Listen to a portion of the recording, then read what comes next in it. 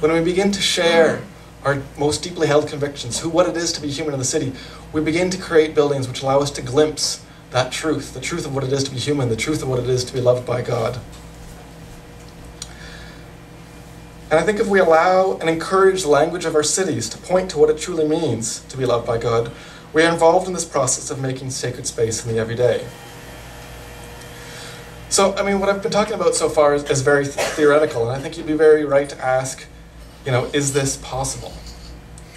And I think, the first step that I'd like to offer you in that is begin to recognize what our architecture is saying, and to really probe whether it is possible to experience the sacred and and experience the presence of the divine. So as I reflected on this, and as I tried to really ask myself, is it possible to experience the divine in the cities? I started playing this game with myself, and I call this game, Is This Sacred? And the idea is this: you walk around the city, hopefully not bumping into any stationary objects, but you walk around really paying attention, and you ask of yourself, every space you enter, is this sacred? And the answer yes or no isn't really important. I would suggest that the answers that you give as to why starts to reveal, what that space is speaking and what that space is sharing. So, architects are always usually lost without imagery. We usually rely on pictures, and I don't have a slide projector tonight, but I thought I'd do an example of this game. Brought a few pictures, and for those of you at the back, I'll describe what's on these. This is the first image that I'd like to share with you. It's a picture of the BCE Place. Many of you have been to the BCE Place downtown. It's a gorgeous office tower. It's probably one of the finest examples of Gothic architecture in the city of Toronto, in a modern sense anyway. And it's worth asking, is this space sacred? Because some might say, no, absolutely not. It's a temple to finance. It's a temple to money, to selling things in the world. But I think some might answer yes. It is uplifting. It inspires. It takes the act of going to work and reminds us that there is beauty in that. So, it forces us to ask the question, how can architecture help our cities be places where we experience beauty? I'm going to get your help with the second one. The second one, here we go. This is the second one. For those of you at the back who can't see it, this is an image I pulled off of Google. It's a house. It could be any house. I don't know what street it's on. It's got a 2-car garage. It's got a nice big driveway. Many houses look like this. So I guess I ask you, who would say in this room, yes, is this sacred? You can put up your hand. I want to know. Does anyone think this is sacred? We got a few takers. Okay, what about no? Does anyone say no, this is not sacred? A lot of indecisive people don't. I think it's really tricky. Some might say no. I think in some ways this architecture really dehumanizes. It emphasizes mass production. It takes us away from street life by having no front porch, no overlook on the street. It places car and possessions as the most dominant feature in front. But I think there's a very clear argument for saying yes. I think others might say, well, the home is my sacred place. It is where I break bread with my family. It is where community is begun and is where I feel safe. And I think these are very good things to reflect on when we think about how we're making God apparent in the everyday. How can architecture help our cities to be places of community, of sharing, of safety? This next one, I like this picture a lot. It's a picture of Vanessa and I on the top of a mountain. And it's very interesting to ask this question, is this sacred? Is this space sacred? Hundreds of years ago, we would have understood nature as chaotic, as dangerous. But now, I think a lot of people might say, I can really experience God at the top of a mountain, or in the middle of a lake, or in the middle, out in the woods.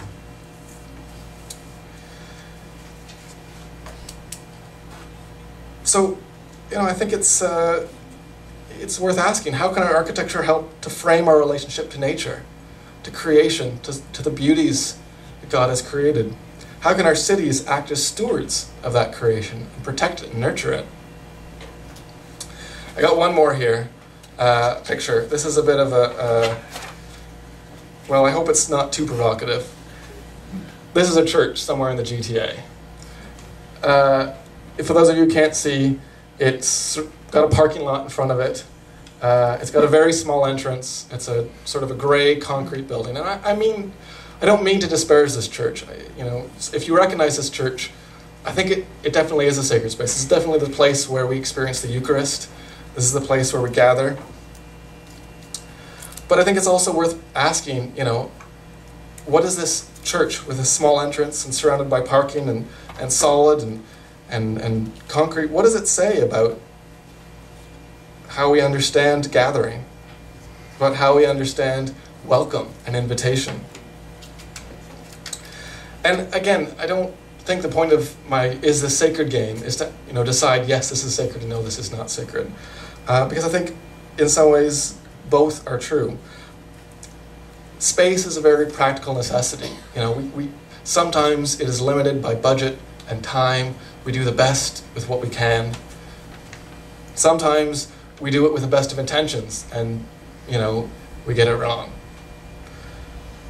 But what I'm trying to provoke is a thought that one aspect of architecture is how it communicates it to us, how it makes us feel, how it inspires us and supports us, how it reminds us that our life is gift.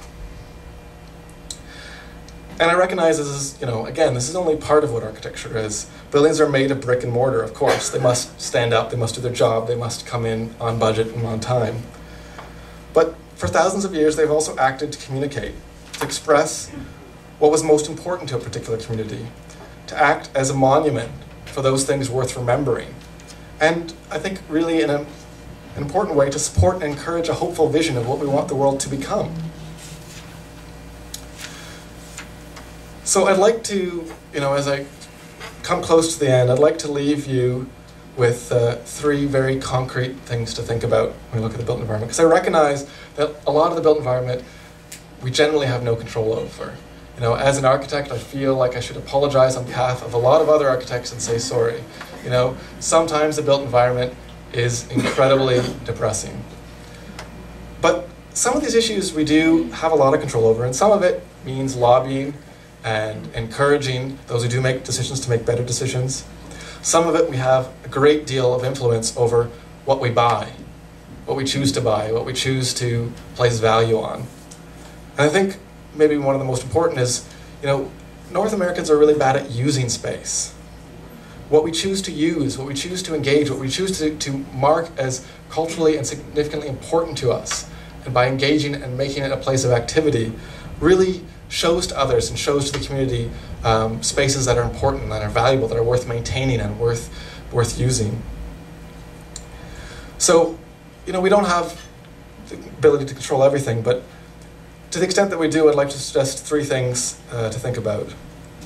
The first is just building practices, both creative and responsible. And what I mean by just building practices, this is a really big one. Do our buildings suggest a Catholic view of justice, of community? Do they reveal Christ's works in the world? And I mean everything from the very practical, from are they sustainable? Are they energy efficient? Do they provide access to public transit? Do they support community interaction? Do they support the ability for people to gather?